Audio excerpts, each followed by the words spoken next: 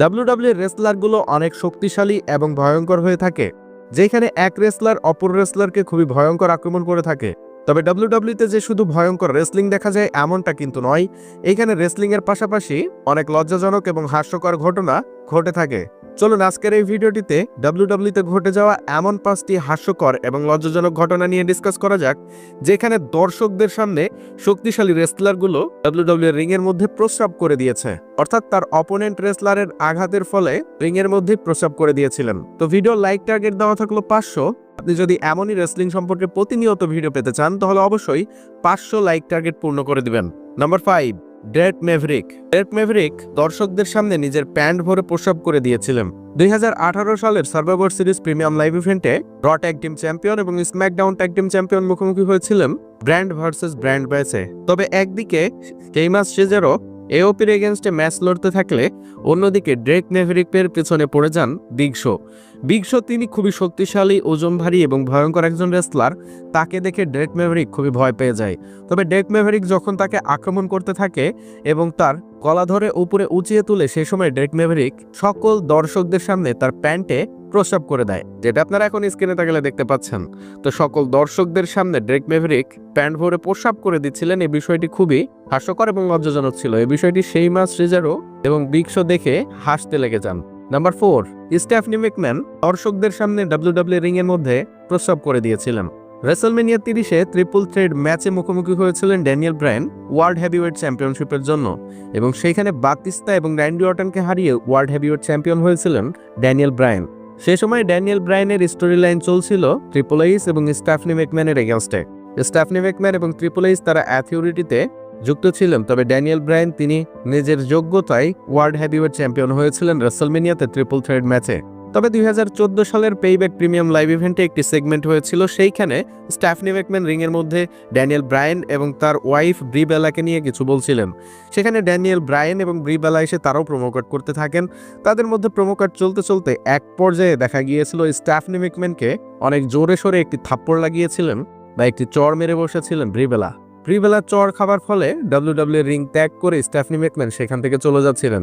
তবে স্টেফনি ম্যাকম্যান চলে যাবার সময় ক্লিয়ারলি বোঝা যাচ্ছিল তিনি তার পোশাকেই প্রস্রাব করে দিয়েছিলেন।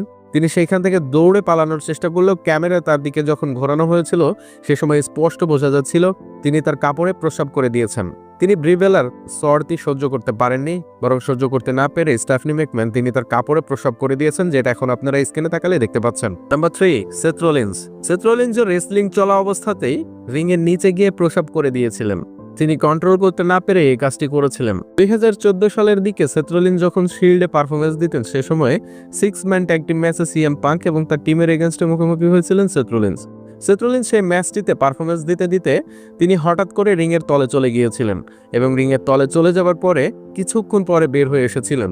তবে কেন সেথ রলিন্স ম্যাচ চলা অবস্থায় রিংয়ের নিচে চলে গিয়েছিলেন সেই বিষয়টি জানাতেই পরবর্তীতে তিনি ইন্টারভিউ দিয়েছিলেন এবং সেই ইন্টারভিউতে ক্লিয়ার করেছিলেন সেই ম্যাচটি চলা অবস্থায় তার খুব জোরে বেগ পেয়েছিল এবং বেগ পাবার জন্য তিনি আর কন্ট্রোল করতে পারেননি, বরং তিনি রিংয়ের নিচে চলে যান এবং রিংয়ের নিচে চলে গিয়ে ম্যাচ চলা অবস্থাতে প্রস্রাব করে আসেন এবং প্রস্রাব করে এসে আবারও ম্যাচটি কন্টিনিউ করেছেন। এই বিষয়টি আসলে খুবই হাস্যকর ছিল। সেথ রলিন্স নিজেকে কন্ট্রোল করতে না পেরেই রিংয়ের নিচে গিয়ে এই আকামটি করেছেন। Number 2, Vince ম্যাকম্যান। ডাব্লিউডাব্লিউ এর মালিক ভিন্স ম্যাকম্যান তিনিও ডাব্লিউডাব্লিউ এর রিংয়ে সকল দর্শকদের সামনে তার কাপড়ে প্রস্রাব করে দিয়েছিলেন। আপনারা তো সকলেই জানেন যতবারই ডাব্লিউডাব্লিউতে স্টোন কোল্ড স্টিভ অস্টিন এবং Vince McMahon face to face এসেছেন ততবারই stone cold Steve Austin mister ম্যাকম্যানকে খুবই ভয়ঙ্কর আক্রমণ করেছেন। 1998 সালে 19 অক্টোবর মানডে নাইট রয়ের এপিসোডে ভিন্স ম্যাকম্যান তিনি ফেস টু ফেস এসেছিলেন স্টোন কোল্ড স্টিভ অস্টিনের।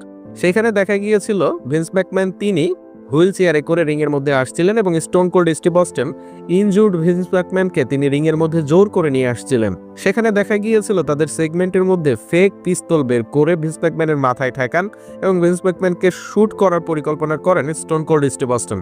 তবে শুট করলে দেখা যায় যে এটা ফেক পিস্তল, সেখানে ভিন্স ম্যাকম্যানের কিছুই হবে না। তবে পরবর্তীতে তাদের সেগমেন্টটি শেষ হলে দেখা যায় যে ভিন্স ম্যাকম্যান তিনি তার কাপড়ে প্রস্রাব করে দিয়েছেন, অর্থাৎ তার মাথাতে যে ফেক পিস্তলটি ঠেকানো হয়েছে সেটা আসলেও সত্যি না হলেও ভিন্স ম্যাকম্যান তিনি সেই পিস্তলের ভয়ে তার কাপড়ে প্রস্রাব করে দিয়েছেন সেখানে থাকা সকল দর্শক এবং ডাব্লিউডাব্লিউ রিং এর মধ্যে। এটা খুবই হাস্যকর এবং লজ্জাজনক ঘটনা ছিল ভিন্স ম্যাকম্যানের। তবে পরবর্তীতে একের পর এক দুইটা স্টানার মেরেছেন ভিন্স ম্যাকম্যানকে স্টোন কোল্ড স্টিভ অস্টিন, এবং সেখানে ভিন্স ম্যাকম্যানকে রিংয়ের মধ্যেই ফেলে রেখে চলে গিয়েছেন Stone cold Steve Austin. Number 1, triple H.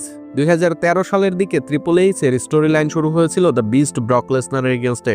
সেই সময় ব্রক লেসনার খুবই ভয়ঙ্কর পারফরমেন্স দিতেন। ব্রক লেসনার তার অপোনেন্টকে F5 সুপ্লেক্স মেরে একেবারে স্ম্যাশ করে রাখতেন। তবে ট্রিপল এইচ তিনিও সে সময় কম যেতেন না, তিনিও খুবই ডেঞ্জারাস হয়ে উঠেছিলেন।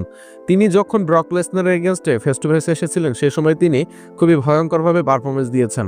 তবে 2013 সালের 25শে ফেব্রুয়ারি মানডে নাইট রয়ের এপিসোডে ব্রক লেসনার এবং ট্রিপল এইচকে ফেস টু ফেস দেখা গিয়েছিল। সেইখানে এক রেসলার অপর রেসলারকে খুবই ভয়ঙ্কর আক্রমণ করেছিলেন। তবে ট্রিপল এইচ তিনি আক্রমণ করার শুরু থেকেই দেখা যাচ্ছিল ট্রিপল এইচের প্যান্ট ভিজে ছিল।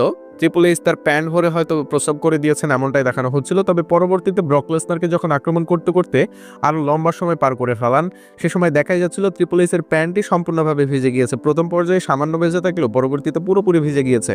অর্থাৎ বোঝাই যাচ্ছে ব্রক লেসনারের সঙ্গে ফাইট করবার সময় ট্রিপল এইচ তিনি প্যান্টে প্রস্রাব করে দিয়েছেন, এবং পরবর্তীতে তিনি একটি ইন্টারভিউতে খোলাসা করেছেন যে তিনি ব্রক লেসনারের সঙ্গে ফাইট করবার সময় তার প্রস্রাব বেগ এসেছিল, তিনি প্রস্রাবটি করতে পেরেছিল না বা করার সময় পেয়েছিল না, এটার জন্য ব্রক লেসনারের সঙ্গে ফাইট করবার সময় তিনি প্যান্টেই প্রস্রাব করে দিয়েছেন। তো এটাও ট্রিপল এইচের জন্য খুবই হাস্যকর এবং লজ্জাজনক একটি ঘটনা ছিল, যেখানে ট্রিপল এইচ সকল দর্শকদের সামনে প্যান্টেই প্রস্রাব করে দিয়েছিলেন। তবে সেইখানে স্টিল চেয়ার দিয়ে ব্রক লেসনারের মাথায় এতটা ভয়ঙ্কর আক্রমণ করেছিলেন ট্রিপল এইচ যে ব্রক লেসনারের মাথাতে সেলাই লেগেছিল এবং ব্রক লেসনার তিনি রক্তাক্ত হয়ে গিয়েছিলেন।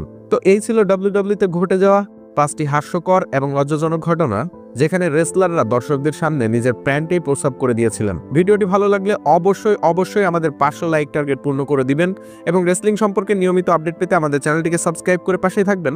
ভালো থাকবেন, সুস্থ থাকবেন, দেখা হচ্ছে পরবর্তী ভিডিওটিতে। ধন্যবাদ সবাইকে।